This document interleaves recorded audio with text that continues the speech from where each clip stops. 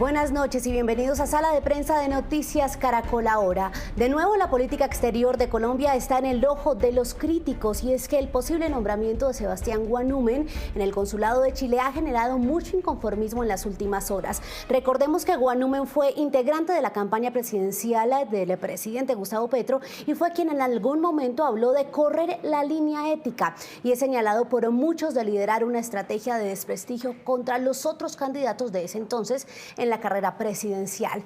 Pero este no es el único nombramiento que ha levantado ampollas. Se ha hablado de Andrés Hernández, ex jefe de prensa del presidente Gustavo Petro, y también de León Freddy Muñoz, y Juan Manuel Corzo y Camilo Romero, que hoy está en la Embajada de Argentina, reconocidos políticos colombianos quienes no tienen trayectoria diplomática alguna, no tienen carrera diplomática. Pues para entender todo esto y conocer la importancia del servicio diplomático, está con nosotros la docente, investigadora e internacionalista de la Universidad de los Andes, Sandra Borda. Sandra, bienvenida, un gusto tenerla aquí en Sala de Prensa. Empecemos hablando para que nuestros usuarios quienes nos acompañan tengan claridad. ¿Cuál debería ser entonces el perfil de una persona que ocupe el cargo de un embajador o de un diplomático? Hola, muy buenas noches y gracias por la invitación. Yo creo que lo principal es tener en cuenta que en este debate nadie está sugiriendo que todos los diplomáticos en calidad de embajadores o de cónsules tienen que ser de carrera diplomática. Muy pocos países del mundo tienen ese tipo de formato, entre otras cosas porque es muy poco flexible.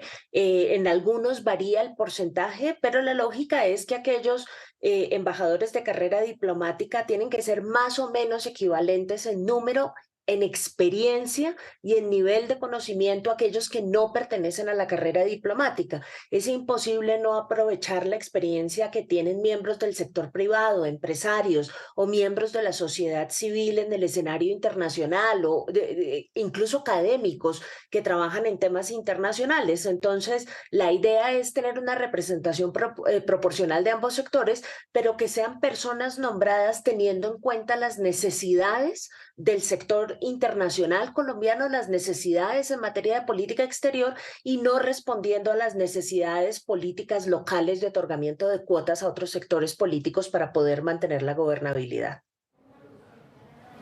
Sandra, pero hablemos un poco como de el antecedente de esto, porque no es la primera vez que pasa. Esto ha pasado en absolutamente todos los gobiernos. ¿Por qué la problemática ahora? Yo creo que hay varios factores que es importante tener en cuenta. Lo primero, y eso es absolutamente cierto, esta es una costumbre en Colombia. Todos los gobiernos se han dedicado a nombrar embajadores, cónsules y personas de otras que desempeñan otro tipo de labores en nuestras representaciones diplomáticas, siguiendo un código político puramente local. Han convertido a la Cancillería y a nuestro servicio diplomático en un botín burocrático, y eso tenemos que reconocerlo claramente. ¿Cuáles son las preocupaciones que surgen en este momento? Uno, eh, creo que es claro que el volumen de personas que no pertenecen a la carrera diplomática y que no tienen ninguna experiencia en lo internacional, que están siendo nombrados como cónsules y como embajadores, creo que es muy alto para solamente estar en el primer año de gobierno. Si usted se pone a mirar lo que ha pasado con América Latina, tenemos básicamente más de 12 representaciones, y de ellas solamente 3 le han sido entregadas a los funcionarios diplomáticos. Y creo que las otras dos razones por las cuales esto ha levantado más ampolla en esta ocasión que en las ocasiones anteriores tienen que ver, uno, con el hecho de que Petro es probablemente el único candidato presidencial que en las elecciones del 2018 se comprometió pública y abiertamente a profesionalizar el servicio exterior, es decir, a no utilizarlo como un botín burocrático y a poner allí a personas que conozcan de los temas internacionales y de los temas de política exterior. Entonces existía un compromiso previo, y eso hace mucho más grave la falta de cumplimiento. Y dos, creo que en los últimos años no hemos tenido un presidente con una agenda internacional tan abarcante y además con una ambición tan grande en materia de política exterior. Si ustedes recuerdan, el discurso del día de la victoria electoral en la segunda vuelta de Gustavo Petro se gastó más de 20 minutos hablando de cuál es su proyecto de carácter internacional. Entonces, teniendo en mente la necesidad de mejorar las perspectivas de la integración latinoamericana, de mejorar el papel de Colombia en el escenario internacional y teniendo tantos planes tan grandes, realmente, perdón, sorprende que no se haya hecho uso de un servicio diplomático mucho más profesional para lograr esos objetivos. Claro, precisamente ese punto de que sería una promesa de campaña incumplida, lo que había dicho el presidente Gustavo Petro de profesionalizar el servicio diplomático. Vamos a regresar con Sandra en un segundo y vamos a ver ese punto a continuación y el contexto de por qué Juan Sebastián Guanúmen se volvió polémica y estuvo en el ojo del huracán el pasado mes de junio en medio de la carrera electoral a la Casa de Nariño, y también cuáles son los demás nombramientos diplomáticos cuestionados. Juan Sebastián Guanúmen hizo parte de la campaña de comunicaciones del presidente Gustavo Petro y se conoció a nivel nacional en junio de este año por este video de una de sus reuniones virtuales con su equipo de trabajo y colaboradores. Tenemos que defendernos y atacar. Y eso significa que seguramente la línea ética pues se va a correr un poco. Y en las últimas horas revivió la polémica por cuenta de su posible nombramiento en el consulado de Chile. Lo cuestionan por falta de experiencia y porque, al igual que varios diplomáticos nombrados, no es funcionario de carrera. Es muy paradójico que, por ejemplo, en el caso de América Latina, no se haya preocupado por nombrar personas o profesionales de carrera o personas conocedoras de la problemática de la región y de la naturaleza de los lazos bilaterales que tiene Colombia con los países de la región. Precisamente El País de España publicó esta semana este artículo en el que resalta que solo 3 de los 2 embajadores del presidente Petro en América Latina son de carrera diplomática, lo cual va en contra de su promesa de campaña sobre la profesionalización del servicio diplomático. El problema en estos casos es que se presume que se trata de pago de favores políticos, con lo cual se desvirtúa la política exterior colombiana. Se mencionan casos de países como Brasil, que exige que el 90% de sus embajadores sean de carrera diplomática, y Argentina el 70%. El caso del actual gobierno es contrario, cuando se nombró al conservador Juan Manuel Corzo como embajador en Paraguay después de cuestionar su nombramiento en Cuba por el gobierno pasado. Al excongresista amigo del gobierno León Freddy Muñoz como embajador en Nicaragua, a Camilo Romero, aliado político en Argentina, y a Moisés Ninco Daza, que fue coordinador de redes sociales del presidente, como embajador en México. Según la Unión de Funcionarios de Carrera Diplomática y Consular de Colombia, Unidiplo, el Consulado de Chile es un cargo de carrera diplomática y el nombramiento de Guanúmen sería demandable. Sin dar mayor detalle o respuesta, desde la Cancillería y la Presidencia aseguran que aún no es oficial. Sandra, entonces veíamos ahí su opinión que estamos ampliando en este momento. Hablemos de lo que esto significa para de pronto esas personas que llevan mucho tiempo en el servicio diplomático. Esto es un desaire que llegue una persona a ocupar un cargo sin experiencia, simplemente, como lo mencionaban ahí en la nota usted y otros expertos, por pagar favores políticos.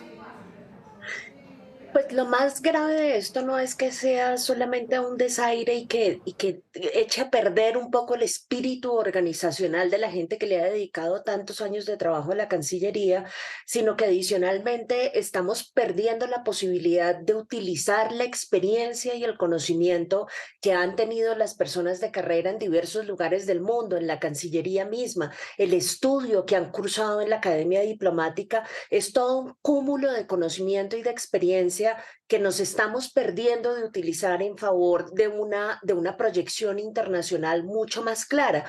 Y diría yo además que el otro problema grande que tenemos es que este país tiene una gran cantidad de muy buenas facultades y carreras de relaciones internacionales. Cada vez tenemos un cuerpo de personas jóvenes, profesionales dedicadas a estudiar los temas internacionales que tristemente no encuentran en el servicio diplomático colombiano una aspiración de carácter profesional, mientras que en países como México, los estudiantes de relaciones internacionales en las universidades se pelean por los cupos de la carrera diplomática porque ese es el lugar más importante a donde pueden llegar.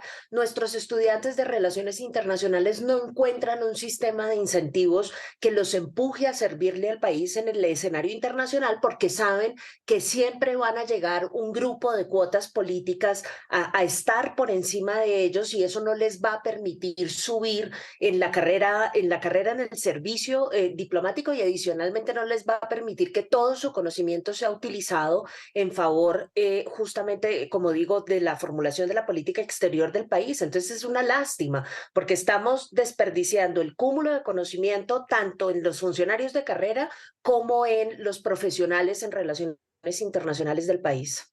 Ahí estamos hablando de lo cuestionable en la decisión como tal, pero hablemos ya de las consecuencias. Usted habla de que se podría ver afectada esa proyección tan ambiciosa a nivel de relaciones diplomáticas, de política internacional que tiene el actual gobierno. ¿Cuáles podrían ser las consecuencias de que, por ejemplo, le menciono un caso que también lo habíamos hablado ya con usted, que Moisés Ninco Daza esté en la Embajada de México y no tenga ni idea del relacionamiento con ese país? Sí, yo creo que el costo de esto es muy alto y en la medida en que pasa el tiempo y nos encontramos en un mundo que está cada vez más interconectado, en el que cada vez los temas nacionales necesaria y obligatoriamente tienen una dimensión internacional, no tener un cuerpo diplomático serio tiene unos costos en materia de inserción internacional enorme. Nos estamos perdiendo de muchas oportunidades y adicionalmente estamos tornando el trabajo de tramitar nuestros temas locales en lo internacional de una forma mucho más expedita, más conveniente, más profesional. Le voy a poner solamente un ejemplo que creo que es el más importante de todos.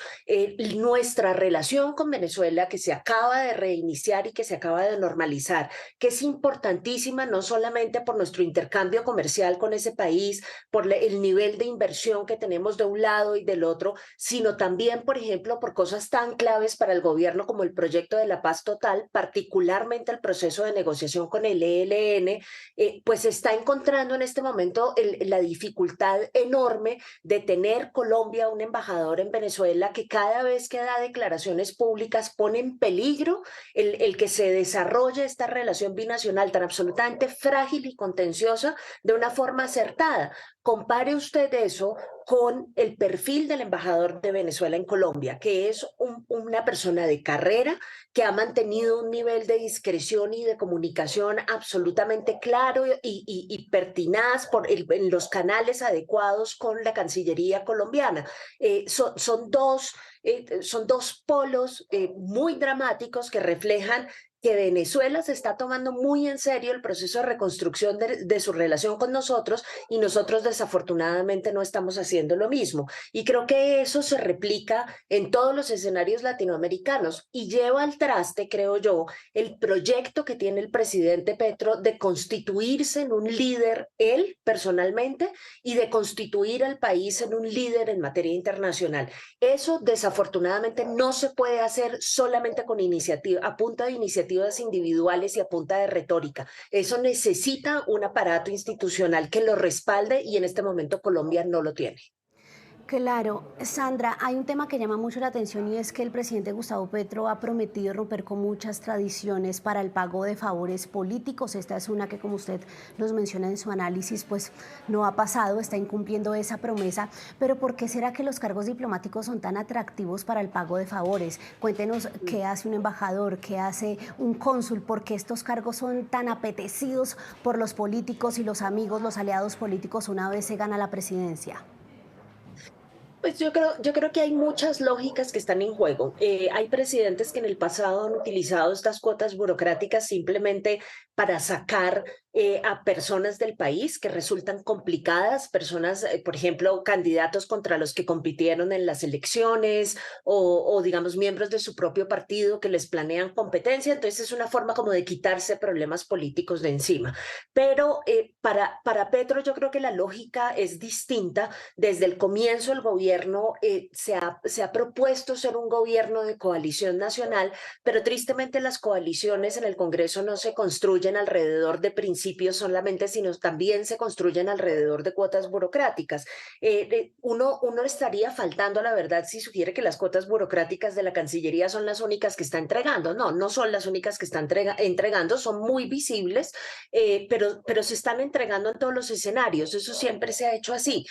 La queja, creo yo, con el problema del servicio diplomático tiene que ver con que mientras existen áreas de la política pública, y creo que estoy pensando particularmente en el manejo de las finanzas del Estado, por ejemplo, con el Ministerio de Hacienda nunca nadie se pone a jugar de esta forma, porque se cree que es un ministerio que es muy técnico, que necesita mucho nivel de conocimiento para que se maneje la economía del país responsablemente y que eso no se le puede andar repartiendo a cualquier persona, menos aún no se les ocurriría jamás si ni siquiera tiene título profesional.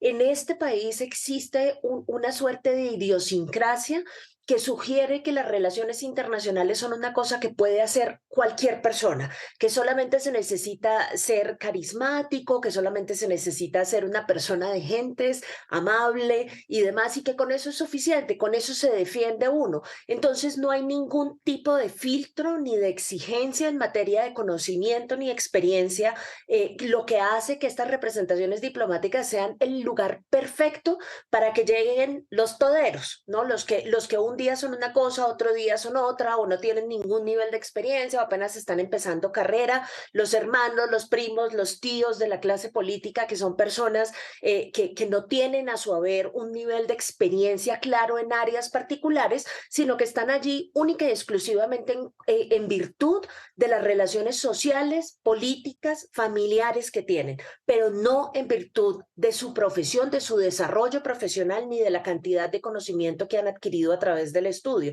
Entonces esto es muy dramático, porque la sensación que tenemos es que eso finalmente no importa y que no va a tener ningún efecto, y no estamos haciendo la cuenta de la cantidad de oportunidades internacionales que nos estamos perdiendo justamente por tener ese tipo de personas.